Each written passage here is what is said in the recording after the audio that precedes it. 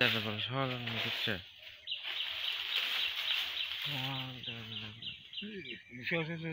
চ ভিডিও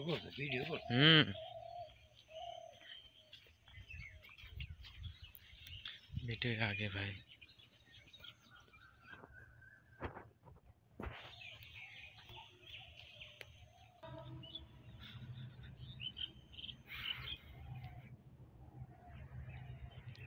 আসসালামু আলাইকুম। সকলে কেমন আছেন? আশা করি ভালো আছেন, সুস্থ আছেন। তো আজকে মূলত আমরা যাচ্ছি আমাদের জমিতে ধান কাটতে।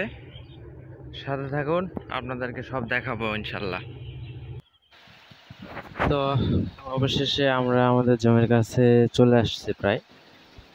এটাই আমাদের জমি, বেশি না, এটা প্রায় 8.5 শতকের মতো হবে। হ্যাঁ, তো এই জমিটাতে ধান কাটবো। বেশ কিছুদিন যাবত কাটবো কাটবো করে কাটা হচ্ছিল না। তো আমি ভাইকে বলতেছি, ভাই বিসমিল্লাহ বলে শুরু করো। অল্প অল্প সমস্যা নেই। তো এখন কিছু ধান এই সাইডে একটু কাঁচা ছিল, কারণ এই সাইডে কয়েকটা সারি আর কি মানে পরে লাগানো হয়েছিল, যার কারণে এগুলো একটু পাকতে দেরি হচ্ছে। তো ওইখানে প্রথম কাটা শুরু করছে। তো ভাই বলছিল এগুলা তো কাঁচা আছে। আমি বললাম ওগুলা কেটে ফেলো, আর এই জমিতে আসা যাবে না, কারণ আমাদের আরো অনেক কাজ আছে। এই ধান কাটবো, তারপরে আরো 2টা জমিতে ধান কাটতে হবে। কাটার পর আবার আমার আখের জমিতে মানে কাজ করতে হবে, ড্রেন করে দিতে হবে। তো অনেক কাজ আছে। তো এখন এইটুক ধানের আশায় আর থাকা যাবে না, মানে বেশি না, ওখানে হয়তো খুব বেশি হলে কেজি 10-15 ধান হবে। তা আমি বললাম তুমি কেটে ফেলো। তো আমাদের ধান কাটা হচ্ছিল, ভাই শুরু করছে বিসমিল্লাহ বলে প্রথমে। তারপরে আমিও কাটবো, আমি একটু ভিডিও করে নিয়ে তারপরে কাটবো। এই যে এটা হচ্ছে মূলত আমার জমি, এই যে সোজা করে ওই মাথা পর্যন্ত। হ্যাঁ, 8 শতক কি 8.5 শতকের মতো হবে। তো এই যে আমাদের ধান প্রায় অর্ধেকের বেশি কাটা শেষ হয়ে গেছিল। আমরা অনেক সকালে গেছিলাম আজকে, মানে প্রায় 6টার দিকে গেছিলাম, যাই ধান কাটা শুরু করি। তো প্রায় 1-1.5 ঘন্টায় অনেক ধান কাটা হয়ে গেছিল আমাদের। 6টায় গেছিলাম, এটা মনে হয় 7টা কত জানি, 7:30টার এদিকেই প্রায় ম্যাক্সিমাম ধান কাটা শেষ, বেশি অর্ধেক। 7টা 42, 1 ঘন্টা 42 মিনিট হলো ভাই। দুজনে প্রায় 1.5 ঘন্টায় 3.5-4 কাটা ধান কাটা শেষ। আরো দ্রুত হতো, প্রথম দিকে একটু ধীরে সুস্থে কাজ করা হয়েছিল। ওই যে বিলের মাঝে অনেক লোক ধান কাটে। এই হলো আমাদের ধানের অবস্থা। তো কাটা শেষ হোক, ধান কাটা শেষ হলে আপনাদের সঙ্গে কথা হবে ইনশাল্লাহ। একটু কেটে ফেলি, যেহেতু কোনো ক্যামেরাম্যান নেই, কেউ ভিডিও করে দিবে এরকম কেউ নেই। তো কাজের ফাঁকে আমি করতেছি।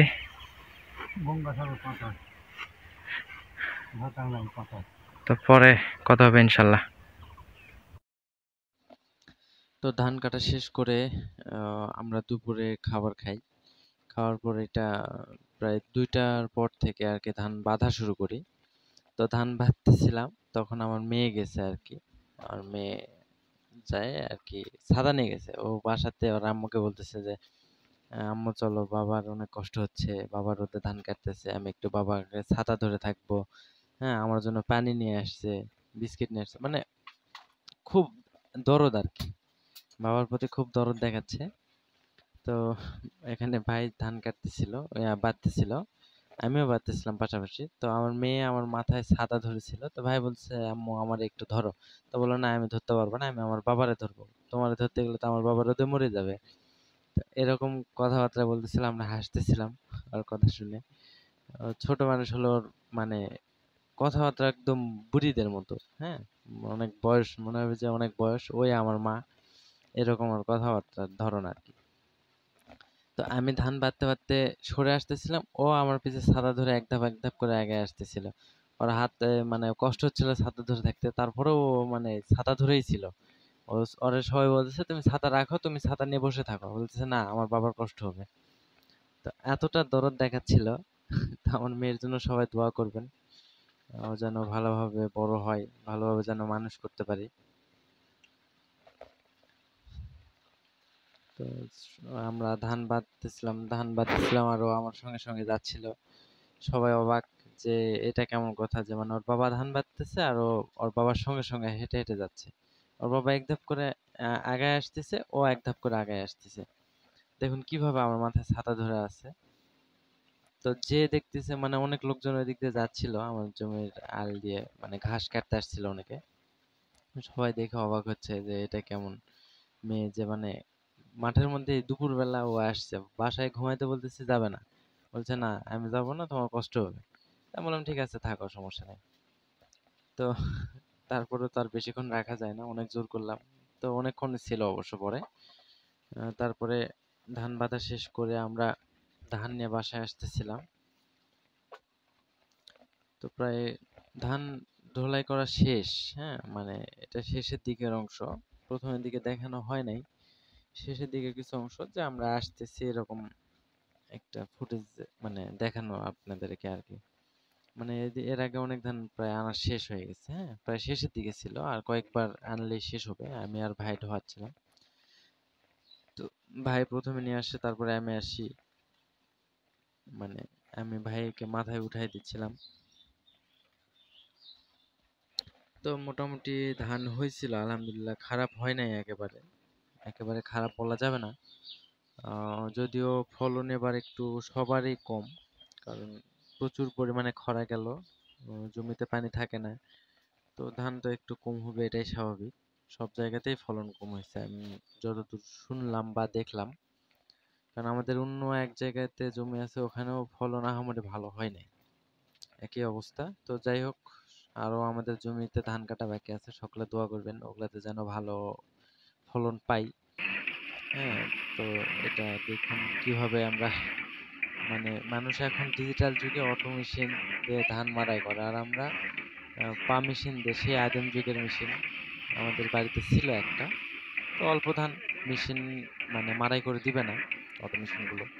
তো ভাবলাম যে নিজেরাই বাড়িতে নিয়ে যাই, নিজেরাই পা দিয়ে মানে পা মেশিন দিয়ে মাড়াই করব। তো এই মেশিন গুলো এখন সচরাচর দেখা যায় না, যত দূর আমি জানি এটা প্রায় বিলুপ্তই হয়ে গেছে। তো আমাদের বাড়িতে ছিল অনেক পুরাতন মেশিন, তো এটা দিয়ে আর কি আমরা মাড়াই শুরু করি। তো খুব মানে মেশিনের অবস্থা খুবই আর কি খারাপ, অযত্নে অবহেলায় পড়ে থাকলে যা হয় আর কি। এতদিন প্রয়োজন হয়নি, এতদিন ধান মাড়াই করছি অনেকের সঙ্গে, মানে একসঙ্গে মাড়াই করে নিছি অনেক জমি। তো এখন জমি কমে গেছে আমাদের, এখন জমি ভাগ হয়ে গেছে, সবাই ভাগ নিয়ে নিছে। তো পুরাতন একটা মেশিন ছিল, ওইটাতেই এখন যেহেতু অল্প জমি, আমি আর আমার যে কাজের লোক যেটা নিছিলাম, যে ভাই নিছিলাম, ওই ভাই দুজন মিলে মাড়াই করতেছি। তো ধান মাড়াই শেষে আমরা ওজন করি নাই। তো পরে শুকানোর পর যখন চাল করতে নিয়ে গেছিলাম, তখন ওজন করে দেখছিলাম প্রায় 4 মণ ধান হয়েছিল। হ্যাঁ, তো আলহামদুলিল্লাহ, তাতেই খুশি আমি, কারণ নিজে চাষ করছি নিজের জমিতে। হ্যাঁ, মানে এর চাইতে বড় আনন্দের কিছু হতে পারে না। তো সকলে আমার জন্য দোয়া করবেন যেন আমি কৃষিকাজটা ধরে রাখতে পারি। পাশাপাশি আরো মানে অনেক কিছু করার প্ল্যান আছে। দোয়া করবেন যেন আমি মানে সফলতা অর্জন করতে পারি সেই প্ল্যানগুলোতে। আল্লাহ যেন আমার সহায় হন। আহ, এখন আমি এখানে ভিডিও ছাড়তেছি আপনাদের কে দেখানোর উদ্দেশ্যেই মূলত। আস্তে আস্তে হয়তো আরো ইনফরমেটিভ ভিডিও মানে এখানে দেওয়া হবে। যদিও শুরু করছি সবেমাত্র। সকলে সাপোর্ট করবেন, পাশে থাকবেন। আশা করি সকলে ভালো থাকবেন, সুস্থ থাকবেন, আমার জন্য দোয়া করবেন। আমার মনের ইচ্ছাগুলো যেন আল্লাহ কবুল করে, আমি যেন আপনাদেরকে আরো ভালো ভালো ভিডিও দিতে পারি। আসসালামু আলাইকুম।